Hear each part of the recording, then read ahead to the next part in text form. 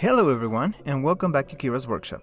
It's finally time for a traditional Halloween collaboration. This is my favorite time of the year, and what best to share my passion for the crypts than with a bunch of my doll friends. You know that this collaboration is always a marathon of videos, just for your entertainment. With no theme in mind, we all made a doll that represent Halloween in our own perspective. This year I wanted to go for a sexier character, the one and only Morrigan Aisland.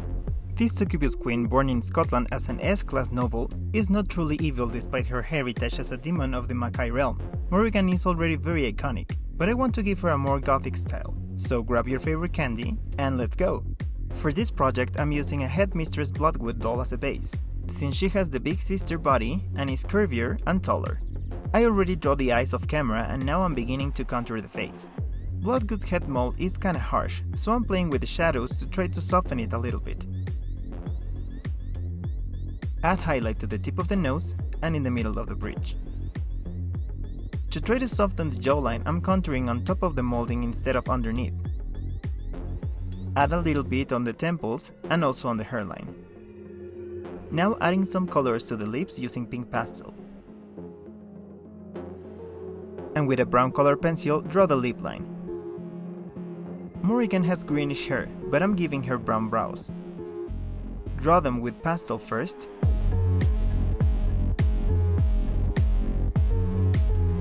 and then clean them with an eraser.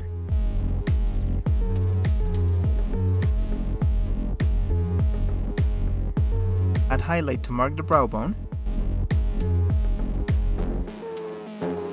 and give the cheeks some color with red blush.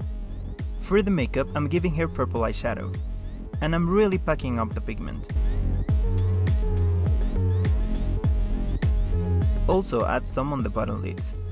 Before I continue with the makeup, I'm drawing the eyes. With dark green, the outer line of the iris. And fill the rest with aqua. Off camera, I drew the eyeliner with black, but then I decided that I wanted the makeup to be darker. So I'm making a Smokey Eye by adding black on top of the purple. Add a tiny dot of highlight on the tear dot, and now fill the scleras with white. Off camera, I added the pupils and some mica powder. With black pastel, I'm adding shadow to the eyes, and then paint the catch lights. Now time for the outfit. I made this heart-shaped top with leather, and I'm gluing it directly on the chest. I know that this is a very flat chest compared to how Morrigan looks, but body modifications is not precisely my forte. Now I'm making some thigh-high leather stockings by sewing them directly on the legs. I'm leaving the toes free since the fabric could bulk up the feet too much and the heels wouldn't fit properly. Once done, I'll cut the excess fabric and turn them inside out. But to avoid the heels to push the fabric up, I'm sewing a piece of elastic that will rest on the separation of the toes. To really secure the stockings, I'll stretch the elastic as much as I can, and without releasing it, I'm going to sew it on the back. And now the stockings are done.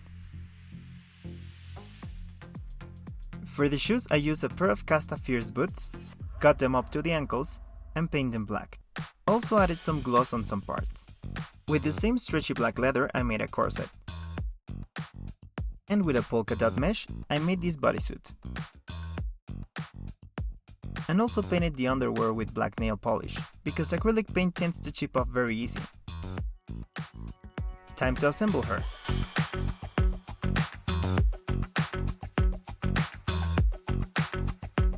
And of course, no Morrigan doll would be ready without her wings. I drew the bigger one for the back, and one smaller for the head. Using the drawing as a base, I'm bending and cutting some thick wire to make the armature. If you decide to do this, you really need to make sure that the wire rests flat on any surface, and later you'll see why. And well, I'll repeat the same process 3 more times. Now I'm covering the drawing with a plastic bag. Position the armature,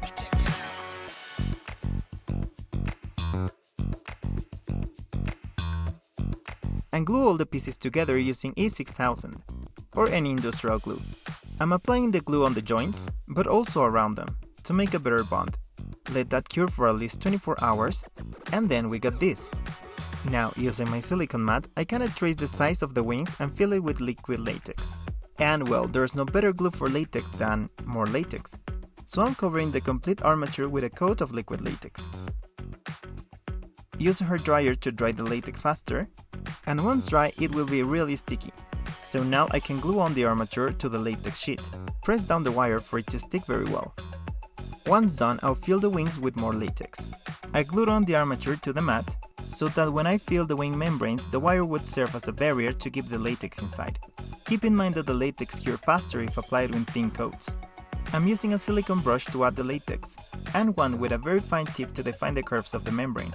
If you don't like the shape, you can always refine it with scissors later. Once the membrane is ready, I'll cover the wire. So once dried, the latex will be really sticky. So to demold them, I'm first dusting the wings with powder. Some usually use baby talcum, but I just had makeup setting powder. Apply the powder all over the wing, making sure to cover every single corner. And well, peeling this off from the silicone mat should be very easy, but I must be careful, since latex is kind of fragile. To be honest, it was extremely satisfying anyway. Once ready, I'm carefully cutting all the excess latex and refine the curves from the bottom.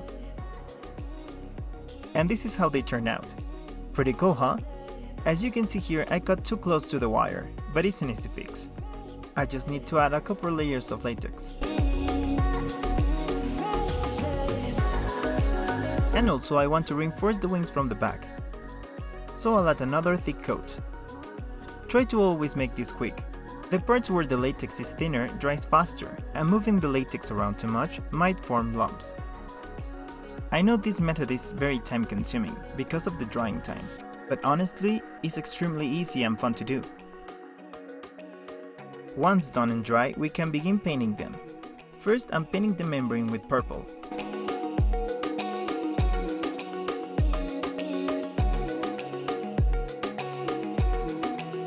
Purple ready, and now I'll give it a coat of full card dragonfly glaze. This has micro glitter, and you can't even see it on camera, but the shimmer is very pretty.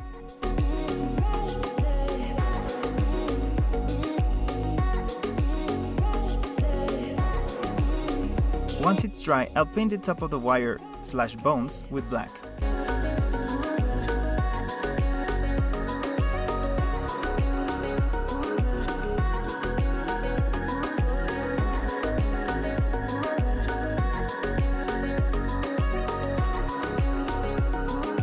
And also black all over the back side of the wings. Off camera, I added the head wings by punching 2 holes on it. And for the back wings, I drilled 2 small holes right on top of the corset line.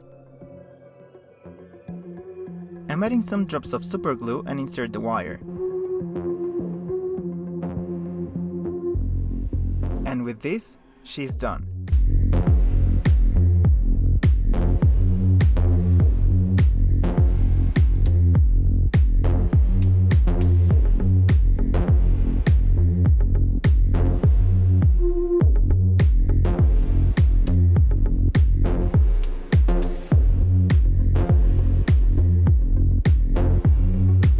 I am really happy with how she turned out.